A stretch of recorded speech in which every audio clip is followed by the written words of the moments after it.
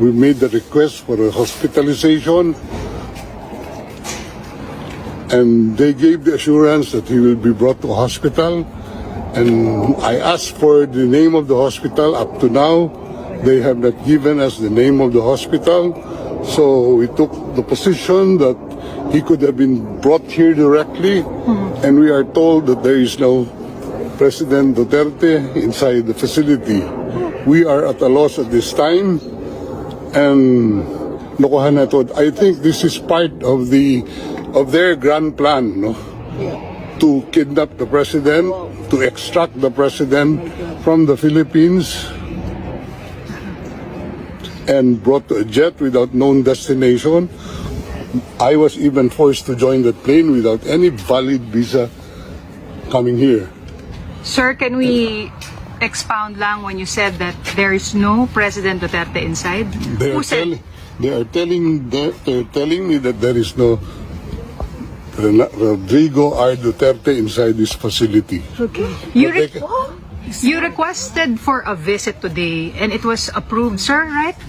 We have requested the ICC for a visit because they do not disclose what hospital he was brought to, and we assume that he was brought here last night after the planing. That's all I can say as of the moment. Is it possible he is in a hospital somewhere?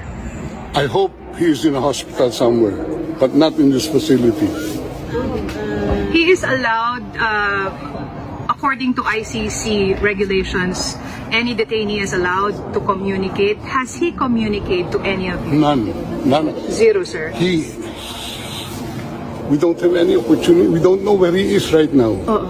He doesn't have any. He doesn't even have his medicines with him. Pero doon po siya sa ambulance sumakay? Sinakay siya sa ambulance, binigay lang namin yung mga records sa kanya, and sabi he will be well taken care of. Right. And we will be informed immediately of the name of the hospital, but hanggang ngayon, nakakalungkot at ganito ginagawa nila. So, Sec, what's the next step? What are the plans? We are going back to the ICC and ask them where he is right now.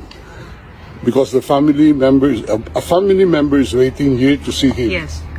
How is the Vice President? Well, she's waiting. Okay.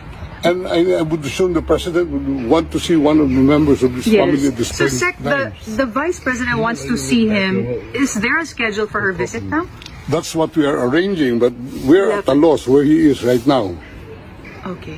So, how about you, sir? Alis muna ba kayo? Alis ako dito. Hindi, pinapalabas